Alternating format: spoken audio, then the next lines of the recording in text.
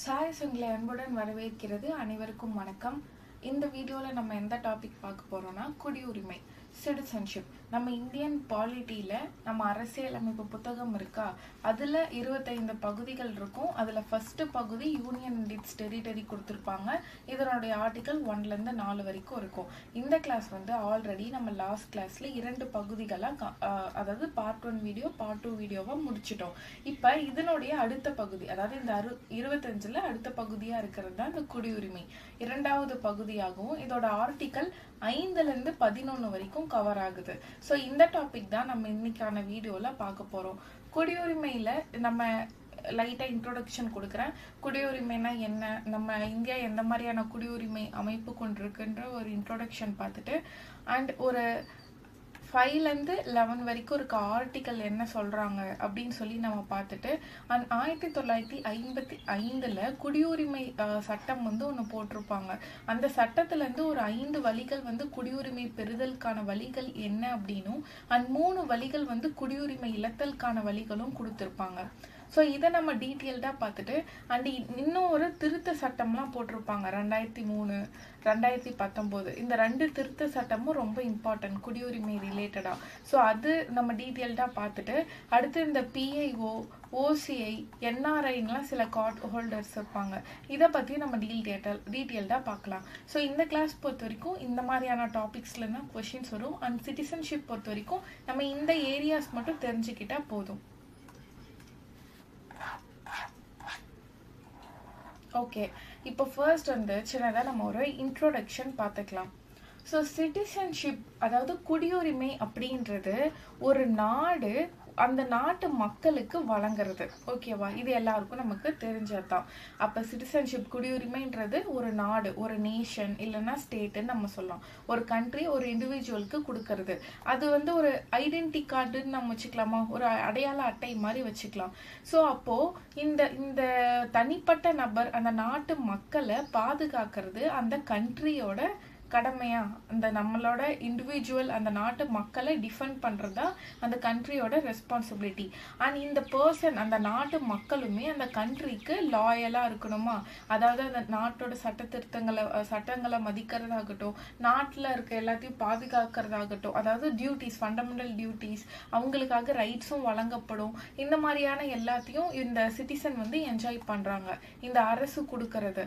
So இது இந்த தனிப்பட்ட நபருக்கும் அந்த கண்ட்ரிக்கும் இருக்க ஒரு லீகல் ரிலேஷன்ஷிப்னு நம்ம சொல்லலாமா, அதாவது சட்டப்பூர்வ ஒரு உறவு தான் இருக்கு. ஓகே, அதை தான் நம்ம என்ன சொல்றோம், ஒரு இந்த கான்செப்ட்க்கு நம்ம சிட்டிசன்ஷிப்னு ஒரு ஆக்டை நம்ம கொடுக்கலாம்.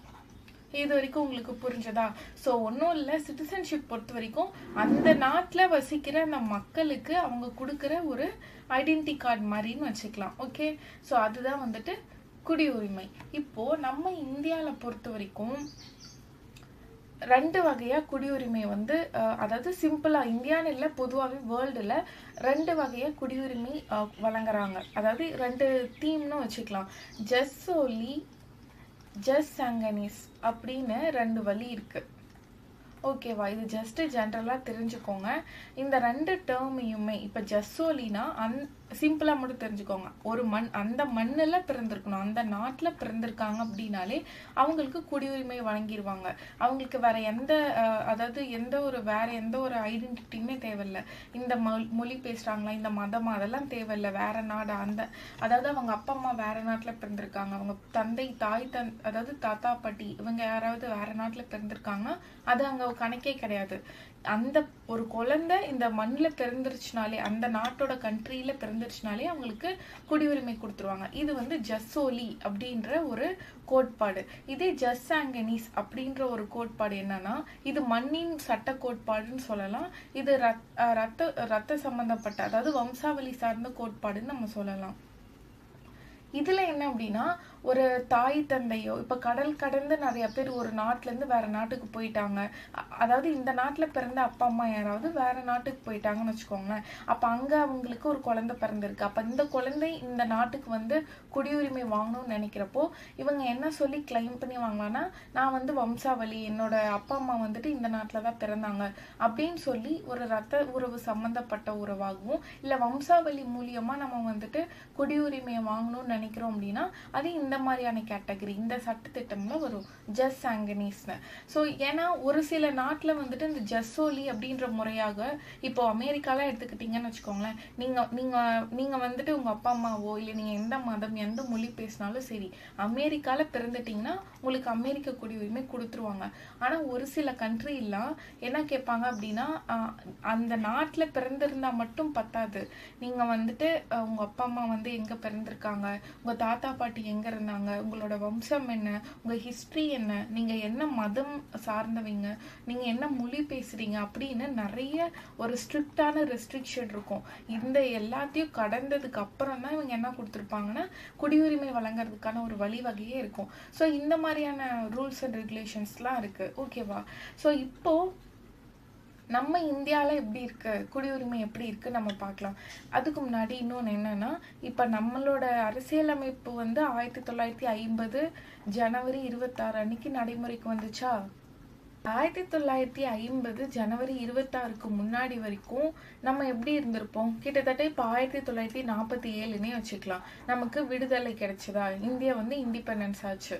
இங்கதான் வந்து அரசியலமைப்பு நடைமுறைக்கு வந்துச்சு. அப்ப இந்த டைமுக்கு முன்னாடி வரைக்கும் நம்ம எல்லாரும் இந்தியன் சிட்டிசன்ஸா தான் இருந்தோமான்னு கேட்டா கிடையாது. நம்மளாம் எப்படி இருந்தோம்? பிரிட்டிஷோட காலனியா இருந்தோமா, பிரிட்டிஷ் வந்து நம்மள அடிமைப்படுத்தி வச்சிருந்தது. அப்ப நமக்கு இந்தியன் சிட்டிசன்ஷிப்னு ஒண்ணு கிடையவே கிடையாது. அண்ட் ஆல்சோ நம்ம இந்தியான்ற கண்ட்ரி இப்ப இருந்த மாதிரி அப்பவும் இருந்துச்சான்னு கேட்டாலும் அதுவும் கிடையாது. ஸோ அப்ப நம்ம எப்படி இருந்தோம்? பாகிஸ்தான் இருந்துச்சு, இந்தியா இருந்துச்சு, பங்களாதேஷ், இதெல்லாம் கம்பைல் பண்ண மாதிரி ஒரு நாடா தான் இருந்தோம். அதை பிரிட்டிஷ் வந்து ஆட்சி பண்ணிட்டு இருந்தாங்க. இந்த மாதிரி சுச்சுவேஷன் இருக்கக்குள்ள நமக்கு இந்தியன் சிட்டிசன்ஷிப்னு ஒண்ணு கிடையாது. அப்போ நம்ம எல்லாருமே பிரிட்டிஷோட கட்டுப்பாட்டுல இருக்க பிரிட்டிஷ் சிட்டிசன்ஸாவும் அண்ட் அப்போ இருந்த இந்தியா, அதாவது இந்தியா கண்ட்ரியில எப்படி இருந்திருக்கு, அந்த மாகாணங்கள் இருந்திருக்கும், அதுக்கப்புறம் பிரின்ஸ்லி ஸ்டேட்ஸ்னு சமஸ்தானங்கள் இருந்திருக்கும். இப்ப அந்த 11 ப்ராவின்ஷியல் அசம்பிளி எல்லாம் இருக்குமா, அந்த ப்ராவின்ஷியல் அசம்பிளி எல்லாம் பிரிட்டிஷ் கட்டுப்பாட்டுல இருக்க மாகாணங்கள், அந்த மக்கள்னு அவங்களுக்கு பிரிட்டிஷோட மக்கள்னும், அதுக்கப்புறம் இந்த பிரின்ஸ்லி ஸ்டேட்ஸ்லாம் அவங்க மன்னர் தான் ஆட்சி பண்ணியிருப்பாங்க, இருந்தாலும் பிரிட்டிஷோட கண்ட்ரோல்ல இருக்கும். அண்ட் அவங்கெல்லாம் பிரிட்டிஷால் பாதுகாக்கப்பட்ட மக்கள், குடிமக்கள்னு அவங்க கருதப்பட்டுருச்சு. ஸோ இந்த மாதிரி தான் அப்போ வந்து சிட்டிசன்ஷிப் இருந்துச்சு. ஆனா நமக்கு 1950 அந்த நவம்பர் 26 இந்த டேட் உங்களுக்கு தெரியும்ல, அதாவது அரசியல் நிர்ணய சபை வந்து அந்த அரசியல் அமைப்பு புக்கை வந்து அடாப்ட் பண்ணியிருப்பாங்க, ஓகே சொல்லியிருப்பாங்க. இதே ஜனவரி 26 1950 நடைமுறைக்கு வந்திருக்கோம் நம்ம நாட்டுல.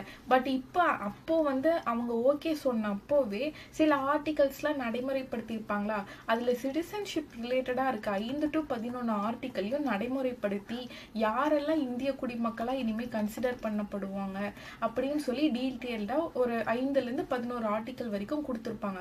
அதுக்கப்புறம் தான் நம்ம இந்தியன் சிட்டிசன்ஸா என்னென்ன மாதிரி வழிமுறைகள் எல்லாம் இருப்பாங்க அப்படின்னு சொல்லி கொடுத்திருப்பாங்க. ஸோ இது வரைக்கும் கிளியர் ஆச்சா? நமக்கு இந்தியன் சிட்டிசன்ஷிப் வந்து ஃபர்ஸ்ட் எப்படி வந்து இனிஷியேட் ஆகியிருக்குன்னு. அடுத்து ஒரு சின்னதா ஒரு டேட்டா. இப்போ சிட்டிசன், அதாவது குடிமகன்னு நம்ம சொல்றோமா தமிழ்ல, இந்த லெட்டர், அதாவது இந்த வேர்ட் வந்து லத்தீன் வேர்ட்ல இருந்து தான் டெரிவ் ஆயிருக்கு. லத்தீன் வேர்ட் சிவிஸ் அப்படின்ற ஒரு வேர்ட்ல இருந்து தான் டெரிவ் ஆயிருக்கு. அதாவது அப்போ இருந்த ரோம் சிட்டி இருக்குல்ல, அந்த ரோம் சிட்டில, அந்த சிட்டில வசிச்ச பர்சன்ஸ், ரெசிடென்ட்ஸ்னு நம்ம சொல்லுவோம், அதாவது குடியிருப்பாளர் அப்படின்னு தமிழ்ல சொல்லுவோம். இந்த மாதிரி இந்த டேர்முக்கு தான் என்ன பண்ணியிருக்காங்க அப்படின்னா லேட்டரா நம்ம வந்துட்டு சிட்டிசன் அப்படின்னு வந்து கன்வெர்ட் பண்ணியிருக்காங்க. இது இப்படிதான் வந்து எவால்வ் ஆச்சு இந்த சிட்டிசன் அப்படின்றது. ஸோ நெக்ஸ்ட் பாருங்க, இந்திய அரசியலமைப்பு நடைமுறைக்கு வரும்போது யார் யார் இந்திய குடிமக்களாக இருக்க தகுதியுடையவர்கள் என்பதை மட்டுமே கூறியது. ஸோ அப்போ அந்த குடிமக்களாக ஆகக்கூடிய தகுதிகளை 5லேருந்து 11 வரைக்கும் ஒரு ஆர்டிகல்ஸில் மட்டும் கொடுத்துருக்காங்க. அண்ட் ஸ்பெசிஃபிக்காக வந்து நம்மளோட குடியுரிமை இந்தியன் சிட்டிசன்ஷிப் பெறுவதனால ஏதாவது நன்மைகள் இருக்கா தீமைகள் இருக்கா அப்படின்றத பற்றியெல்லாம் வந்து டீட்டெயில்டாக கொடுக்கல. இந்திய குடியுரிமையை பெறுவதனால் கிடைக்கும் நன்மை தீமைகளை பற்றி இந்திய அரசியலமைப்பில் குறிப்பிடப்படவில்லை. குடியுரிமை என்னும் சொல்லிற்கு இந்திய அரசியலமைப்பில் எங்கும் வரையறை தரப்படவில்லை. ஸோ இது வந்து ஞாபகம் வச்சுக்கோங்க. நெக்ஸ்ட் பாருங்க, இந்தியாவின் குடியுரிமை முறை இங்கிலாந்து அரசியலமைப்பில் இருந்து பெறப்பட்டதாகும். ஸோ அப்போ நம்ம வந்துட்டு நம்மளோட சிட்டிசன்ஷிப் பேட்டர்ன் வந்து பிரிட்டன் இங்கிலாந்தோட அரசியலமைப்புலேருந்து தான் காப்பி பண்ணியிருக்கோம். அப்போ இங்கிலாந்தோட அரசியலமைப்பு என்னது? சிங்கிள் சிட்டிசன்ஷிப், அதாவது ஒற்றை குடியுரிமைன்னு நம்ம சொல்லுவோமா. அதாவது 2 டைப் இருக்கும், ஒற்றை குடியுரிமை இரட்டை குடியுரிமைன்னு, அதாவது டபுள் சிட்டிசன்ஷிப். இதை பற்றி நம்ம பார்க்கலாம் இந்த கிளாஸில், அந்த டாபிக்குமே ஸ்பெசிஃபிக்காக கொடுத்துருக்கேன். பட் இது மட்டும் இங்கே தெரிஞ்சுக்கோங்க, நம்ம பிரிட்டனோட அரசியலமைப்பில் இருக்க சிங்கிள் சிட்டிசன்ஷிப் பேட்டர்ன் தான் ஃபாலோ பண்ணுறோம் நம்ம இந்தியா. அடுத்து பாருங்க, இந்திய அரசியலமைப்பு சட்டம் பகுதி 2 ஆர்டிக்கல் 5 ஆர்டிக்கல் 11 வரை குடியுரிமையை பற்றி விளக்குகின்றன. ஸோ இது பார்த்துட்டோம். ஆர்டிக்கல் 5லேருந்து 11 வரைக்கும் வந்துட்டு பார்ட் 2ல கொடுத்துருக்காங்க சிட்டிசன்ஷிப் பற்றி. இந்திய அரசியலமைப்பு நடைமுறைக்கு வரும்போது அதில் குடியுரிமை பெறுவதற்கான 4 வழிமுறைகள் குறிப்பிடப்பட்டிருந்தது. ஓகே, ஆர்டிக்கல் 5, 6, 7, 8 இந்த ஆர்டிகல்ஸ்லாம் வந்துட்டு நம்ம குடியுரிமை பெறுவதற்கான வழிகள் பற்றி கொடுத்துருக்காங்க. ஸோ என்னென்ன அந்த ஆர்டிகல்ஸ் அப்படின்றத நம்ம இங்கே பார்க்கலாம். First article 5. ஆர்டிக்கல் 5 என்ன சொல்லுது? அரசியலமைப்பு உருவாக்கத்தின் போது யாரெல்லாம் இந்தியாவில் உறைவிடம் அடிப்படையில், இது ரொம்ப முக்கியம், உறைவிடம் அடிப்படையில் குடியுரிமை பெற தகுதியுடையவர்கள் என்ற வரையறை வழங்கியது. அவங்களுக்கான கண்டிஷன்ஸ் பாருங்க. அவர் இந்தியாவில் பிறந்தவராக இருத்தல் வேண்டும். 2வது, அவருடைய பெற்றோரில் எவரேனும் ஒருவர் தாய் அல்லது தந்தை இந்தியாவில் பிறந்தவராக இருத்தல் வேண்டும். இந்திய அரசியலமைப்பு தொடங்கும் முன்னர் அவர் இந்தியாவில் 5 ஆண்டுகள் குறையாமல் குடியிருந்தவராக இருத்தல் வேண்டும். ஸோ இந்த கண்டிஷன்ஸ்லாம் என்ன அப்படின்னா, ஒன்று அவங்க வந்து இந்தியாவில் பிறந்திருக்கணும், ஓகேவா? அப்படி இல்லைன்னா அவங்க தாய் தந்தை அவங்களோட பேரண்ட்ஸ் யாராவது இந்தியாவில் பிறந்தவங்களா இருந்திருக்கணும். அப்படி இல்லைன்னா இந்திய அரசியலமைப்பு தொடங்கும் முன்னர், அதாவது 1946 தானே நம்ம அரசியலமைப்பு தொடங்கினாங்க, அதுக்கு முன்னாடியிலேருந்து ஒரு 5 ஆண்டுகள் வந்து இந்தியாவில் வந்து குடியிருந்தவராக இருத்தல் வேண்டும். இந்த 3 கண்டிஷன்ஸ் உள்ளவங்களா இருந்தால் ஆர்டிக்கல் 5 படி இந்தியன் சிட்டிசன்ஷிப் வந்து ப்ரொவைட் பண்றாங்க. இது கம்ப்ளீட் ஆயிடுச்சா? அடுத்த ஆர்டிக்கல் பார்க்கலாம். அடுத்த ஆர்டிக்கல் 6 பார்க்கலாமா? இது வந்து பாகிஸ்தான்லேருந்து இந்தியாவுக்கு வந்திருப்பாங்களே அவங்களுக்கான குடியுரிமை பற்றி டீட்டெயில்டாக சொல்கிறது தான் ஆர்டிக்கல் 6. அவங்களுக்கான கண்டிஷன்ஸ் பார்க்கலாம். அவர்களோ அல்லது அவர்களின் பெற்றோர்களோ தாய் தந்தை அல்லது அவர்களின் பெற்றோரின் பெற்றோர்களில் தாத்தா பாட்டி, இந்த பர்சனோட அப்பா அம்மா இல்லைன்னா தாத்தா பாட்டி யாராவது ஒருத்தர் இந்திய அரசு சட்டம் 1935 படி இந்தியாவில் பிறந்தவர்களாக இருக்க வேண்டும். அது என்ன இந்திய அரசு சட்டம் 1935 தான்? இப்போ நம்ம 1947 இண்டிபெண்டன்ஸ் கிடைச்சது, அதுக்கு முன்னாடி வரைக்கும் நம்ம நாடு எப்படி இருந்துச்சு? இந்தியா, பாகிஸ்தான், பங்களாதேஷ்லாம் ஒரே இந்தியாவா இருந்துச்சா? அதாவது பிரிக்கப்படாத இந்தியாவா இருந்தது. அந்த பிரிக்கப்படாத இந்தியா அந்த சட்டத்தின் கீழே அவங்க வந்துட்டு இந்தியாவில் இருந்திருக்காங்க, பிறந்தவர்களா அவங்க பேரண்ட்ஸ் கிராண்ட் பேரண்ட்ஸ் இருந்திருக்காங்கன்னா அதன் அடிப்படையில் அவங்களுக்கு குடியுரிமை வழங்கலாம். அப்படி இல்லை அப்படின்னா அடுத்த 2 கண்டிஷன்ஸ் பாருங்க. இந்த 2 கண்டிஷன்ல இந்த டேட் ரொம்ப முக்கியம். 19/7/1948 இந்த டேட்டுக்கு முன்னாடி இந்தியாவுக்கு வந்திருக்காங்க. அதாவது 1947 இண்டிபெண்டன்ஸ் கிடைச்சி பாகிஸ்தானுக்கு போயிட்டாங்க. பட் அதுக்கப்புறமும் 19/7/1948 முன்னாடி இந்தியாவுக்கு வந்துட்டாங்க அப்படின்னா அந்த டேட்ல இருந்து, இந்த டேட்டுக்கு அந்த டைம்ல இருந்து அவங்க இனிமே இந்தியன் சிட்டிசன்ஸ் அப்படின்னு கன்சிடர் பண்ணிப்பாங்க. இதுதான் செகண்ட் கண்டிஷன். இதே தேர்ட் கண்டிஷன் என்னன்னா, ஒருவேளை இந்த டேட்டுக்கு அப்புறமா தான் இந்தியாவுக்கு வராங்க அப்படின்ற பட்சத்துல அவங்க என்ன பண்ணணும்னா, இந்த டேட்டுக்கு அப்புறமா 19/7/1948 இந்த டேட்டுக்கு அப்புறமா எப்ப இந்தியாவுக்கு வந்திருந்தாலும் வந்து இந்தியாவில் 6 மாசம் தங்கிடணும். இப்படி 6 மாசம் தங்கினதுக்கு அப்புறமா போய் ஒரு ரெஜிஸ்ட்ரேஷன் பண்ணிக்கணும், ஓகேவா? ரெஜிஸ்ட்ரேஷன் பண்றதுக்கு முன்னாடி 6 மாசம் காலம் தங்கி இருந்து ரெஜிஸ்டர் பண்ணிக்கிட்டா அவங்களுக்கு வந்துட்டு இந்திய குடியுரிமை, இந்தியன் சிட்டிசன்ஷிப் வந்து வழங்கலாம். ஸோ அதை தான் சொல்லியிருக்காங்க.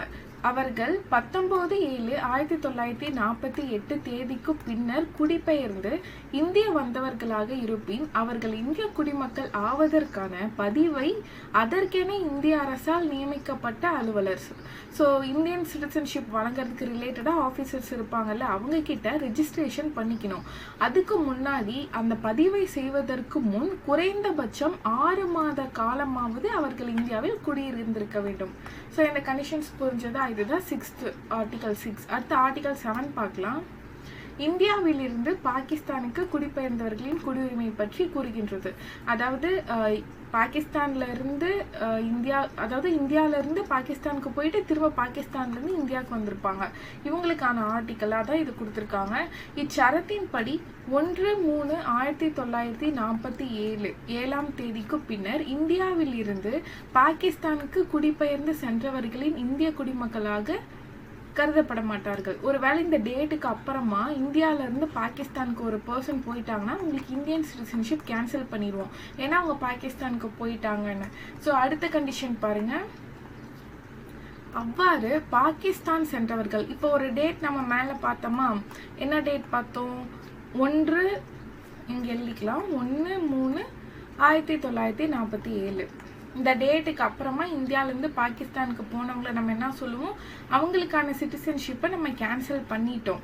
பட் அப்படி போனவங்க, இந்த டேட்டுக்கு போனவங்க திரும்ப இந்தியாவுக்கு வராங்க அப்படின்னா, பாகிஸ்தான் போயிட்டு திரும்ப இந்தியாவுக்கு வராங்க அப்படின்னா, அவ்வாறு பாகிஸ்தான் சென்றவர்கள் மறு குடியமர்வுக்காக அல்லது நிலையாக திரும்பி விடுவதற்காக வழங்கப்பட்ட ஓர் அனுமதி சீட்டின் கீழ் இந்தியாவிற்கு திரும்பி வந்திருந்தால் அவர்கள் 19/7/1948 தேதிக்கு பின் பாகிஸ்தானிலிருந்து இந்தியாவிற்கு குடிபெயர்ந்தவர்களாகவும் இந்திய குடிமக்களாகவும் கருதப்படுவர். அடுத்து அவ்வாறு வந்தவர்கள் 6 மாத காலம் இந்தியாவில் தங்கிய பின் பதிவு செய்து கொண்டிருந்தால் மட்டுமே அவர்களின் இந்திய குடிமக்களாக கருதப்படுவர். அந்த டேட்க்கு அப்புறம், இப்போ அந்த டேட்டுக்கு முன்னாடி போயிட்டு திரும்ப இந்த டேட்டுக்கு அப்புறமா 19/7/1948 பின்னாடி வந்திருக்காங்க அப்படின்னா, அதுக்கு முன்னாடி ஒரு ஆர்டிகல் 6 பார்த்தோமா, அதுல என்ன சொல்லியிருந்தோம், 6 மந்த் வந்து இந்தியாவில் தங்கியிருந்து அதுக்கப்புறம் ரெஜிஸ்ட்ரேஷன் பண்ணி இந்திய குடிமகனா வாங்கிக்கணும், அதுக்கப்புறமா கன்சிடர் பண்ணிப்பாங்க ரெஜிஸ்ட்ரேஷன் மூலியமான்னு சொன்னோமா, அதே கண்டிஷன் தான் இவங்களுக்கும் அப்ளை ஆகும். அதாவது பாகிஸ்தான்லேருந்து இந்தியாவுக்கு வந்திருந்தாலும் 6 மந்த் வந்து தங்கியிருந்து என்ன பண்ணணும், அப்புறம் ரெஜிஸ்டர் பண்ணிக்கணும். இங்கிருந்து போயிட்டு பாகிஸ்தான்ல இருந்துட்டு திரும்ப அஃபிஷியலாக ஏதாவது அனுமதி சீட்டு வாங்கிட்டு வந்துட்டு திரும்ப இந்தியன் சிட்டிசன்ஷிப் வேணும் அப்படின்னாலும் 6 மந்த்ஸ் வந்துட்டு தங்கியிருந்து வாங்கிக்கணும். இதில் என்ன ஒரு கண்டிஷன் அப்படின்னா, இந்த டேட்டுக்கு அப்புறம் வந்திருந்தா மட்டும், ஒருவேளை இதுக்கு முன்னாடி வந்துட்டுனா ஒன்றும் பிரச்சனை இல்லை, அதுலேருந்தே கன்சிடர் பண்ணிப்பாங்க. அடுத்த ஆர்டிகல் 8 பார்க்கலாமா?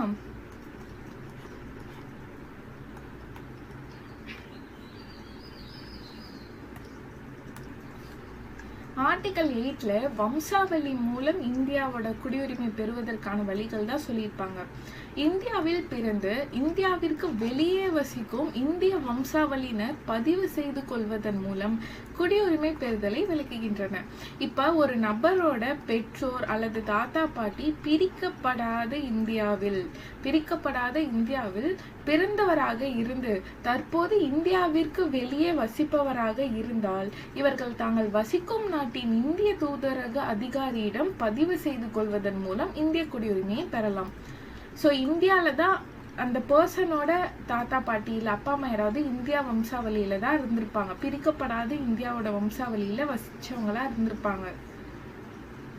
ஆனால் இப்போ வெளிநாட்டில் இருக்காங்க அப்படின்னா இந்த பர்சன் வந்து அந்த நாட்டில் அவங்க வசிக்கிற அந்த நாட்டோட இந்திய தூதரக அதிகாரிகள் இருப்பாங்கல்ல, வெளிநாட்டில் நம்மளோட இந்தியன் எம்பாசிஸ்லாம், அங்கே போய் ஒரு ரெஜிஸ்டர் பண்ணி என்ன பண்ணியிருக்கலாம்னா இந்திய குடியுரிமையை கிளைம் பண்ணி வாங்கிக்கலாம். ஸோ இதை பற்றி சொல்கிறது தான் ஆர்டிகல் 8. இதில் ஏதாவது ஸ்பெசிஃபிக் டேட் கொடுத்துருக்காங்கன்னா அப்படி கிடையாது. இந்திய அரசியலமைப்பு உருவாகிறதுக்கு முன்னாடியா பின்னாடியா இல்லை 1948 49 அந்த மாதிரிலாம் எந்த கண்டிஷனும் இல்லை. இது வந்துட்டு ஜென்ரலாக சொல்லியிருக்காங்க. அடுத்த ஆர்டிகல் 9 பாருங்க. ஆர்டிகல் 9 வந்து லாஸ் ஆஃப் சிட்டிசன்ஷிப், அதாவது குடியுரிமை இழத்தலுக்கான ஒரு ஆர்டிகல் தான் இது. அரசியலமைப்பு சட்டம் நடைமுறைக்கு வருவதற்கு முன்பு, எப்போ நடைமுறைக்கு வந்தது? 26/1/1950. அதற்கு முன்னாடி ஒரு இந்திய குடிமகன் தன்னிச்சையாக வெளிநாட்டு குடியுரிமையை பெற்றால் அவன் இந்திய குடியுரிமையை இழக்கின்றான். அதாவது யாராவது ஒருத்தர் வந்துட்டு நம்ம அரசியலமைப்பு நடைமுறைக்கு வர்றதுக்கு முன்னாடி வேற நாட்டுக்கு போய் வேற நாட்டு குடியுரிமை பெற்றுட்டாங்க அப்படின்னா அவங்களுக்கு இந்தியன் சிட்டிசன்ஷிப் கேன்சல் பண்ணிடுவாங்க. ஓகேவா? ஸோ இது புரிஞ்சுதா? ஏன்னா நம்ம நாடு வந்து ஒற்றை குடியுரிமை வழங்குற நாடு. வேற ஒரு நாட்டோட குடியுரிமை வாங்கினா நம்ம நாட்டோட குடியுரிமையை நம்ம கேன்சல் பண்ணிடுவோம். அடுத்து ஆர்டிகல் 10. ஆர்டிகல் 10 பொறுத்த வரைக்கும் இப்போ யாரெல்லாம் இந்தியன் சிட்டிசன்ஸா ஆக வேண்டிய தகுதிகள் வந்து கொடுத்துட்டாங்க, அப்படி இந்தியன் சிட்டிசன்ஷிப்பும் கொடுத்துட்டாங்க. அது கொடுத்ததுக்கு அப்புறம் இந்த சிட்டிசன்ஷிப் வந்து இனிமே தொடரும், இனிமே நீங்கள்லாம் இந்திய குடிமக்கள் தான் அப்படின்னு ஒரு அப்ரூவல் மாதிரியும் அந்த சிட்டிசன்ஷிப் வந்து இனிமே கண்டினியூ ஆகுன்றதுக்காக ஆர்டிகல் 10 சொல்லியிருப்பாங்க. ஒரு குடிமகனின் குடியுரிமை எவ்வாறு தொடர்கிறது என இச்சரத்து கூறுகின்றது. ஆர்டிகல் 5 ஆர்டிகல் 8 வரைக்கும் என்ன பார்த்தோம்? குடியுரிமை பெறுதலுக்கான வழிகளும் அதுல குடியுரிமை வாங்கினவங்களுக்கான ஒரு வகைமுறைகளும் கொடுத்திருக்காங்க. அது வரையிலான விதிகளின் கீழ் இந்திய குடிமக்களாக இருக்கும் ஒவ்வொருவரும் தொடர்ந்து இந்திய குடிமக்களாகவே இருப்பர் அப்படின்றது சொல்றத இந்த ஆர்டிகல். குடியுரிமையை தொடரும் ஒரு குடிமகனின் குடியுரிமையினை பாராளுமன்றத்தில் இயற்றப்படும் சட்டம் ஒன்றின் வாயிலாக இழக்கச் செய்யலாம். ஸோ யாராவது சிட்டிசன்ஷிப் இழக்கிறாங்க அப்படின்னா அது ரிலேட்டடா பாராளுமன்றத்துல சட்டம் போட்டு கேன்சல் பண்றதுமே அந்த மாதிரியான பாசிபிலிட்டியும் பாராளுமன்றம்க்கு இருக்கு குடியுரிமை ரிலேட்டடா. ஸோ அடுத்த ஆர்டிகல் 11 பாராளுமன்றத்துக்கான சட்டம் இயற்றும் அதிகாரம் பத்தி கொடுத்திருக்காங்க. சிட்டிசன்ஷிப் ரிலேட்டடா குடியுரிமை தொடர்பாக பாராளுமன்றத்திற்கு அதுல ஒரு சட்டம் இயற்றும் அதிகாரம் வந்து நம்ம அரசியலமைப்புல கொடுத்திருக்காங்க. இந்திய அரசியலமைப்பு தொடங்கப்பட்ட பின்பு குடியுரிமை பெறுதல் மற்றும் குடியுரிமை இழத்தல் போன்ற குடியுரிமையை ஒழுங்குபடுத்த பாராளுமன்றத்திற்கு சட்டம் இயற்றும் அதிகாரம் இச்சட்டத்தின் மூலம் வழங்கப்பட்டுள்ளது. ஓகேவா? ஸோ பார்லிமெண்டோட பவரை தான் இங்க சொல்லியிருக்காங்க. ஸோ இந்த ஆர்டிகல் 11 யூஸ் பண்ணி தான் 1955 இந்திய குடியுரிமை சட்டம் வந்து இயற்றியிருப்பாங்க. 1955. ஏன் அப்படின்னா இப்போ ஆர்டிகல் 5 11 வரைக்கும் சிட்டிசன்ஷிப் பத்தி கொடுத்துருக்காங்க தான், பட் இது டீட்டெயில்டா எதையுமே வந்து ப்ரொவைட் பண்ணியிருக்க மாட்டாங்க. ஆனா இந்த சட்டத்தின் அடிப்படையில, இந்த 1955 சட்டத்தின் அடிப்படையில இந்திய குடியுரிமை பெறுவதற்கான ஒரு 5 வழிகள் வந்து ரொம்ப எலாபரேட் ஆகும். அண்ட் இந்திய குடியுரிமையை ஒருவேளை இழக்க நேரிட்டா அதுக்கான ஒரு 3 வழிகளையும் கொடுத்திருப்பாங்க. அதை பத்தி தான் இந்த இந்திய குடியுரிமை சட்டம் வந்து பேசுது. ஸோ என்னென்ன அந்த 5 வழிகள்னு நம்ம ஃபர்ஸ்ட் இங்க ஒரு ஜென்ரலா பார்க்கலாம், அதுக்கப்புறம் டீட்டெயில்டா நம்ம பார்க்கலாம். பிறப்பால் குடியுரிமை பெறுதல், வம்சாவளியால் குடியுரிமை பெறுதல், பதிவு செய்தல் மூலம் குடியுரிமையை பெறுதல், பிரதேசங்களை இணைத்தல் மூலம் குடியுரிமையை பெறுதல், இயல்பு குடியுரிமை பெறுதல். ஸோ இதெல்லாம் வந்துட்டு குடியுரிமை பெறுவதற்கான வழிகள், 5 வழிமுறைகள். இது என்னென்னு நம்ம டீட்டெயில்டா பார்க்கலாம். குடியுரிமை பெறுவதற்கான 5 வழிகள் பார்த்திருக்கோமா? அதுல முதல் வழி பிறப்பால் குடியுரிமை பெறுதல். இதை பத்தி நம்ம இங்க பார்க்கலாம். அதுக்கான கண்டிஷன்ஸ்லாம் என்ன கொடுத்திருக்காங்கன்னு பார்க்கலாம். இக்குடியுரிமை பிறப்பிடத்தால் தீர்மானிக்கப்படுகின்றன. அதாவது அந்த ஒரு பர்சன் இல்லை ஒரு குழந்தை பிறக்கிற அந்த இடம், அதை பொறுத்து தான் வந்துட்டு தீர்மானிக்கிறாங்க எந்த நாட்டில் பிறக்குது அப்படின்றத வச்சு. ஸோ அப்போ இந்தியாவில் பிறந்திருந்தாலே அந்த குழந்தைக்கு வந்து குடியுரிமை கொடுத்துருவாங்க. இரண்டாவது கண்டிஷன் என்னன்னா, இந்த டேட் பாருங்க, இந்த ஸ்பெசிஃபிக் டேட் பாருங்க, 1950 ஜனவரி 26 முதல் 1987 ஜூன் 30 வரை இந்த காலகட்டத்துக்குள்ள இந்தியாவில் பிறந்த குழந்தைகளுக்கு அவர்கள் பெற்றோர் எந்நாட்டை சேர்ந்தவர்களாக இருந்தாலும் பிறப்பின் அடிப்படையில் இந்திய குடியுரிமை வழங்கப்படும். இந்த கண்டிஷன் உங்களுக்கு புரிஞ்சதா? அதாவது இந்த டேட்குள்ள ஒரு குழந்தை இந்தியாவில் பிறந்துச்சுன்னு வச்சுக்கோங்களேன், இந்த டேட்குள்ள ஒரு குழந்தை இந்தியாவில் பிறந்துச்சு அப்படின்னா பிறப்பின் அடிப்படையில இந்த இடத்துல இந்தியாவில் பிறந்திருக்குன்றதுனால அவங்களுக்கு குடியுரிமை இந்த குழந்தைக்கு வழங்கப்படுவோம். ஆனா அவங்க அப்பா அம்மா கண்டிப்பா இந்திய குடியுரிமை பெற்று இருக்கணும்னு அவசியம் கிடையாது.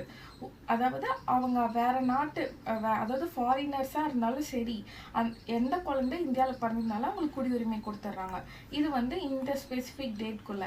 அடுத்த இன்னொரு கண்டிஷன் என்ன வருது, ஒரு வேளை அடுத்தது பாருங்க, இந்த டேட்டுக்கு அப்புறமா, இது அப்போ இருந்த கண்டிஷன். 1987 ஜூலை 1ஆம் தேதிக்கு பிறகு இந்தியாவில் பிறக்கும் குழந்தைகளுக்கு குடியுரிமை பெறுவதற்கு குழந்தையின் பெற்றோரில் எவரேனும் ஒருவர் ஒன்று பேரண்ட்ல ஃபாதர் இல்லைன்னா மதர் யாராவது ஒருத்தர் குழந்தை பிறக்கும் போது இந்திய குடியுரிமை பெற்றிருந்தல் வேண்டும். இந்த கண்டிஷன்ல குழந்தை பிறந்துச்சுனாலே ஓகே, அவங்க பேரண்ட்ஸ் வந்து இந்தியன் சிட்டிசனா இருக்கணும்னு அவசியம் கிடையாது. பட் இங்க என்ன கண்டிஷன் கொடுக்குறாங்க, அவங்க பேரண்ட்ஸ்ல யாராவது ஒருத்தர் வந்து இந்தியன் சிட்டிசனா இருக்கணும் அப்படின்னு சொல்றாங்க. அப்பதான் இந்த குழந்தைக்கு குடியுரிமை கொடுப்பாங்க, இந்திய குடியுரிமை. அடுத்த கண்டிஷன் பாருங்க, 2004 டிசம்பர் 3ஆம் தேதிக்கு பிறகு, அடுத்து டிசம்பர் 2004 3ஆம் தேதிக்கு பிறகு இந்தியாவில் பிறக்கும் குழந்தைகளுக்கு குடியுரிமை பெறுவதற்கு குழந்தையின் பெற்றோர் இருவருமே இந்திய குடியுரிமை பெற்றிருக்க வேண்டும், அல்லது பெற்றோரில் ஒருவர் இந்திய குடியுரிமை பெற்றவராகவும் மற்றொருவர் சட்டவிரோதமாக இந்தியாவிற்குள் இடம்பெயர்ந்தவராக இல்லாமல் இருத்தல் வேண்டும். ஸோ ஃபர்ஸ்ட் கண்டிஷன்ல என்ன சொன்னாங்க, குழந்தை பிறந்தா ஓகே குடியுரிமை. அடுத்ததுல அவங்க பெற்றோர்ல யாராவது ஒருத்தர் இந்திய குடியுரிமை இருந்துச்சுன்னா கொடுப்பாங்க. பட் இங்க பேரண்ட்ல போத் ஃபாதர் அண்ட் மதர் 2 பேருமே இந்தியன் சிட்டிசனா இருந்தா மட்டும்தான் வந்துட்டு அந்த குழந்தைக்கு குடியுரிமை கொடுப்பாங்க. 2004 டிசம்பர் 3க்கு அப்புறம் பிறந்திருந்தா ஓகேவா, இந்த கண்டிஷன் புரிஞ்சுதா? அண்ட் இதுல இன்னொன்னு என்ன நம்ம பாக்குறோம் அப்படின்னா, அதுல ஒரு பேரண்ட் இருக்காங்கன்னு வச்சுக்கோங்களேன். ஒரு பேரண்ட்ல அம்மா அப்பா யாராவது ஒருத்தர்ல சட்டவிரோதமா நம்ம நாட்டுக்குள்ள நுழைஞ்சிருக்க கூடாது. அதாவது லீகல் டாக்குமெண்டோட தான் அவங்க நம்ம நாட்டுல இருக்கணுமே தவிர ரெஃப்யூஜியாவோ இந்த மாதிரி பகுதிகள்லாம் இருக்காங்கல்ல அந்த மாதிரியோ, இல்லைன்னா வேற நாட்டுல இருந்து இந்தியாவுக்கு அஃபிஷியல் டாக்குமெண்ட் இல்லாம வந்தவங்களா இருக்கக்கூடாதுன்னு சொல்றாங்க. ஸோ நம்ம ஸ்டார்டிங்ல பார்த்தோமா ஜஸ்ஸோலி ஜஸ் சாங்குனிஸ்னு, அதுல ஜஸ்ஸோலி அப்படின்ற ஒரு கோட்பாடு தான் இது. ஏன்னா இது நம்ம வந்து பிறப்பின் அடிப்படையில தான் குடியுரிமையை வழங்குறோம். அதாவது மண்ணின் சட்ட கோட்பாடுன்னு தமிழ்ல சொல்றோம். ஜஸ்ஸோலினா அந்த பை பர்த் அந்த லேண்ட்ல பிறந்திருக்காங்க அப்படின்னா அது மூலியமா வந்துட்டு சிட்டிசன்ஷிப் வழங்குறது. அந்த மெத்தட ஜஸ்ஸோலி மண்ணின் சட்ட கோட்பாட்டின்படி விதிகள் வகுக்கப்பட்டுள்ளது. ஓகே, நெக்ஸ்ட் பார்க்கலாமா, வம்சாவளியால் குடியுரிமை பெறுதல். அப்ப இங்க வந்து ஜஸ் சாங்குனிஸ் வருமா? இப்போ இங்க ஜஸ்ஸோலி வந்து பிறப்பின் அடிப்படையில், இங்க வம்சாவளியில் குடியுரிமை வருது ஜஸ் சாங்குனிஸ்.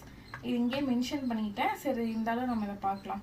அடுத்து நம்ம பார்க்கலாம், ஒருவர் 26/1/1950 இருந்து 10/12/1992 இந்த இடைப்பட்ட காலகட்டத்தில் வெளிநாட்டில் பிறந்திருந்தாலும் அவருடைய அவருடைய தந்தை இந்திய குடிமகனாக இருக்கும் பட்சத்தில் அவர் வம்சாவளி மூலம் இந்திய குடியுரிமையை பெறுகின்றார். அதாவது இந்த டேட்டுக்குள்ள ஏதாவது ஒரு பர்சன் வந்து வெளிநாட்டுல பிறந்திருக்காங்கன்னு வச்சுக்கோங்களேன். ஒருவேளை அந்த பிறந்த பர்சனோட தந்தை அந்த அப்பா வந்துட்டு இந்திய குடிமகனா இருந்தா அதை கன்சிடர் பண்ணி அந்த மகனும் என்ன பண்ணிக்கலாம், குடியுரிமையை வாங்கிக்கலாம். இது ஃபர்ஸ்ட் கண்டிஷன். இது வம்சாவளியில ஃபர்ஸ்ட் கண்டிஷன். செகண்ட் கண்டிஷன் பாருங்க, ஒருவேளை 1992 டிசம்பர் 10க்கு அப்புறமா வெளிநாட்டுல பிறந்திருக்காங்கன்னா அவங்க பெற்றோர்ல யாராவது ஒருத்தர், தந்தை தான் குடிமகனா இருக்கணும்னு அவசியம் இல்லை, இந்திய குடிமகனா இருக்கணும்னு அவசியம் இல்லை, அவங்க தாய் இல்லைன்னா தந்தை 2 பேர்ல யாராவது ஒருத்தர் இந்திய குடியுரிமையை வந்து பெற்று இருக்கலாம்னு சொல்றாங்க. இது வரைக்கும் புரிஞ்சது. அடுத்த கண்டிஷன் பாருங்க, 2004 டிசம்பர் 3ஆம் நாள் முதல் வெளிநாட்டில் பிறந்த குழந்தையின் பிறப்பினை 1 வருடத்திற்குள் இந்திய தூதரகத்தில் பதிவு செய்யப்படவில்லை எனில் அக்குழந்தை இந்திய வம்சாவளி குடியுரிமையை பெற முடியாது. ஸோ இவங்க பிறந்துட்டா, அதாவது அவங்க அப்பா அம்மாவோட குடியுரிமை இருந்தா போதும் வாங்கிக்கலாம்னு சொல்லிட்டாங்க அந்த குழந்தைக்கு குடியுரிமை இதுக்கு முன்னாடி. பட் இந்த பாயிண்ட்ல என்ன சொல்றாங்க அப்படின்னா, அந்த குழந்தை பிறந்த 1 இயர்ல என்ன பண்ணிடணும், வெளிநாட்டுல இருக்க நம்ம இந்திய தூதரகத்துல ரெஜிஸ்டர் பண்ணிக்கணும். அப்பதான் வந்துட்டு குடியுரிமையை கொடுப்பாங்க இந்தியா வம்சாவளி மூலம். ஸோ அடுத்தது இங்க முன்னே பார்த்தோமா, இது வந்து ஜஸ் சாங்குனிஸ், இது சின்ன ஸ்பெல்லிங் மிஸ்டேக். இங்க ஜஸ் சாங்குனிஸ் ரத்தத்தின் சட்டம் கோட்பாட்டின் படி, அதாவது ரத்தத்தின் சட்ட கோட்பாடுன்னு நம்ம சொல்லுவோம். இவ்விதிகள் வகுக்கப்பட்டுள்ளது. ஸோ நெக்ஸ்ட் தேர்ட் ஒன் பார்க்கலாமா. அதாவது இந்த சிட்டிசன்ஷிப் பொறுத்த வரைக்கும் இந்த 5 வழிகள் நான் சொல்லிட்டு இருக்கேன்ல, இதுல வந்துட்டு அந்த டேட்ஸ்லாம் இருக்குல்ல, ஸ்பெசிஃபிக் டேட்ஸ்லாம் கொடுக்குற இந்த டேட்குள்ளேருந்து இந்த டேட்குள்ளன்னு அதை மட்டும் பார்த்து வச்சுக்கோங்க. நமக்கு கூற்று காரணம்லேருந்து அது ரிலேட்டடாக தான் கேட்கலாம். இந்த சிட்டிசன்ஷிப் பொறுத்த வரைக்கும் இந்த டாபிக் கொஞ்சம் வேகாக தான் இருக்கும், நம்ம ஒரு மாதிரி ட்ரை சப்ஜெக்டாக தான் இருக்கும். நீங்கள் அந்த டேட் ஆகட்டும் அதெல்லாம் கொஞ்சம் இன்ட்ரெஸ்ட் எடுத்து கவனிச்சுக்கோங்க, நோட்ஸ் எடுத்து வச்சுக்கோங்க, ஹெல்ப்ஃபுல்லாக இருக்கும்.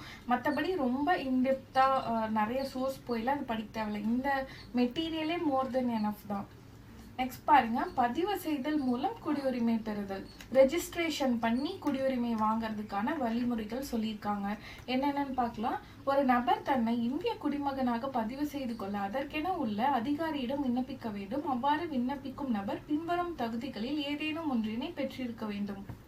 அதாவது ரெஜிஸ்டர் பண்ணி வாங்குறாங்க, என்னென்ன மாதிரியான கண்டிஷன்ஸ் கொடுத்துருக்காங்கன்னு பார்க்கலாம்.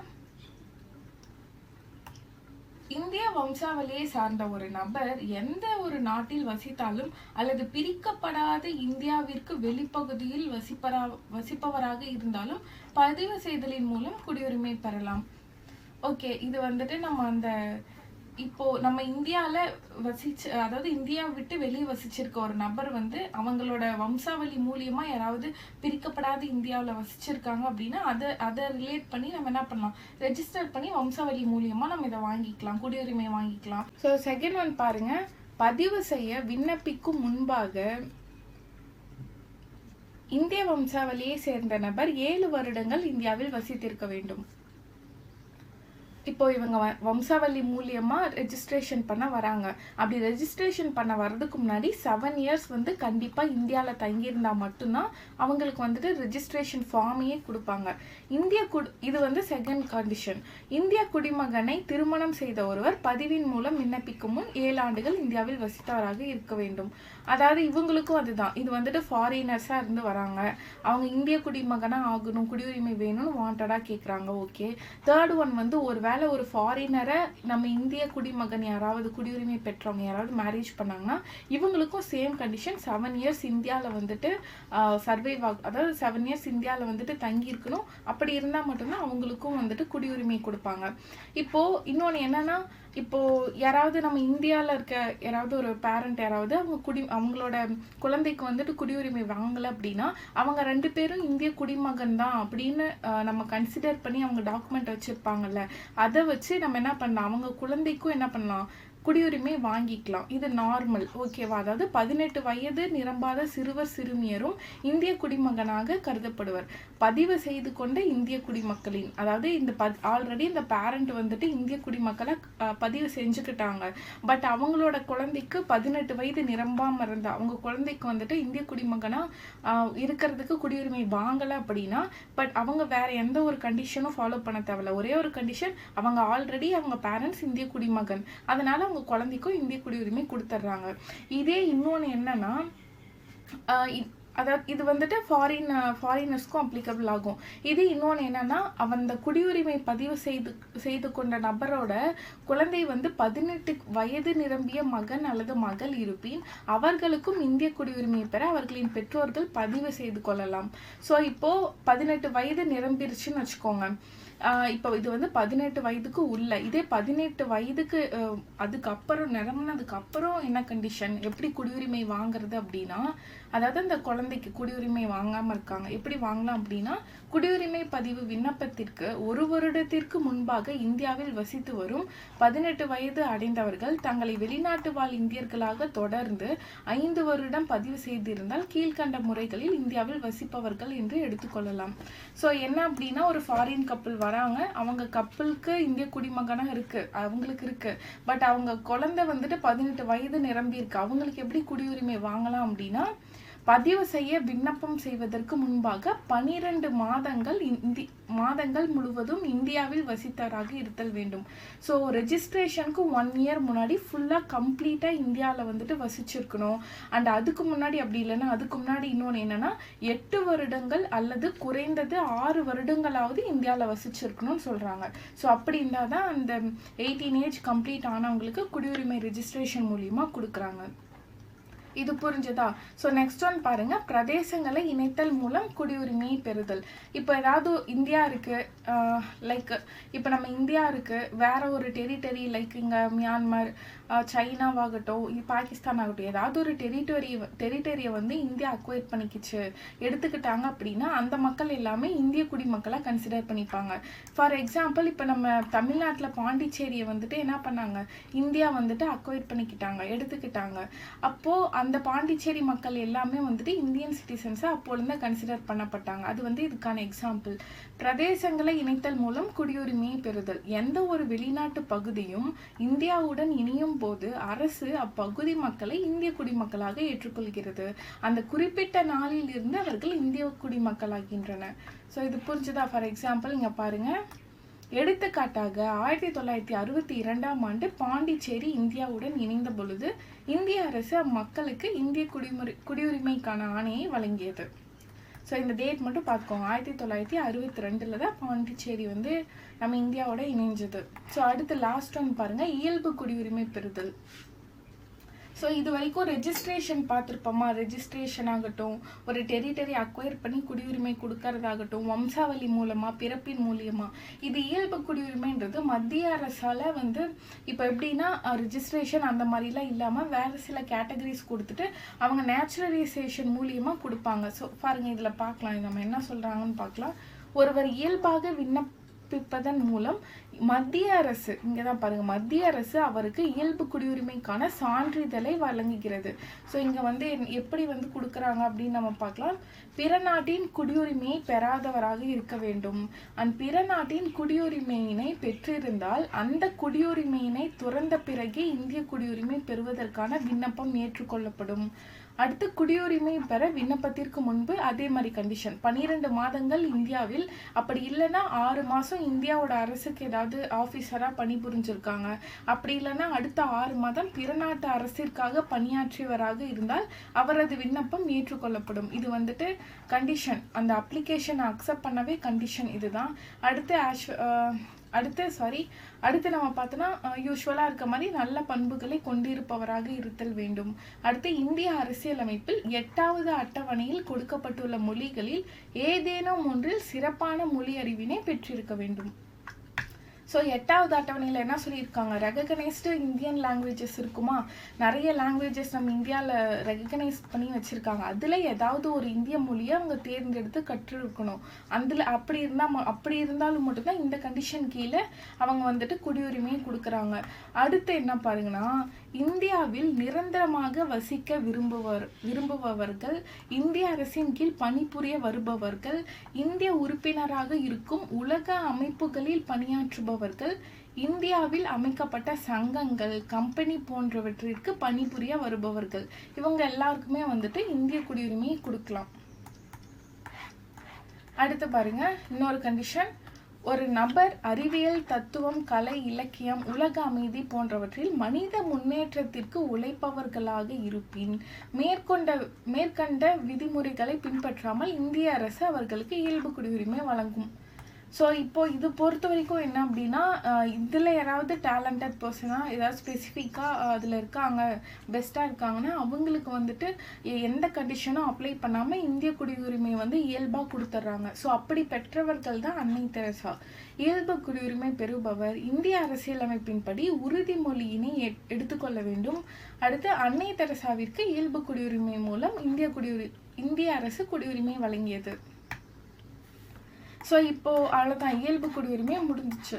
ஸோ நம்ம இப்போ பார்த்த வரைக்கும் நம்ம என்னென்னலாம் பார்த்துருக்கோம், சிட்டிசன்ஷிப் ரிலேட்டடாக அந்த ஆர்டிக்கல் இன்ட்ரோடக்ஷன் பார்த்தோம். அப்புறம் ஆர்டிக்கல் 5லேருந்து ஆர்டிக்கல் 11 வரைக்கும் பார்த்துருக்கோம். அடுத்து நம்ம வந்துட்டு குடியுரிமை பெறுவதற்கான 5 வழிகள் என்ன இருக்குன்னு அது டீட்டெயில்டாக அந்த 5 வழிகளுமே நம்ம இந்த கிளாஸில் பார்த்து முடிச்சிட்டோம். ஸோ நெக்ஸ்ட் கிளாஸில் குடியுரிமை இழத்தல், அதாவது குடியுரிமை ரிலேட்டடாக அந்த லாஸ் ஆஃப் சிட்டிசன்ஷிப் இருக்கா, ஒரு 3 வகை இருக்குல்ல, அது என்னன்னு சொல்லி நம்ம பார்க்கலாம். அடுத்து இன்னும் என்னென்ன பார்க்கலாம் அப்படின்னா, அந்த 3 வழிகள் பார்த்துட்டு ஜென்ரலாக ஒரு சின்ன குடியுரிமை திருத்த சட்டம்லாம் மேற்கொண்டிருப்பாங்களா. இப்போ நான் சொன்னேன்னா 2003, 2019 இம்பார்ட்டன்ட் சட்டம், அதை பற்றிலாம் நம்ம பார்க்கலாம். அடுத்து அந்த PIO, NRI, அந்த மாதிரியான குடியுரிமைலாம் அதாவது கார்டு ஹோல்டர்ஸ் இருப்பாங்களா, அதை பற்றி என்னென்ன இருக்குன்னு டீட்டெயில்டாக பார்த்துடலாம். ஸோ ஓகே, நெக்ஸ்ட் கிளாஸில் நம்ம திரும்பவும் பார்க்கலாம். சிட்டிசன்ஷிப்போட பார்ட் 1 வீடியோ தான் இது. நெக்ஸ்ட்டு பார்ட் 2 வீடியோவில் நம்ம ஃபுல்லாக சிட்டிசன்ஷிப் வந்து கவர் பண்ணிடலாம்.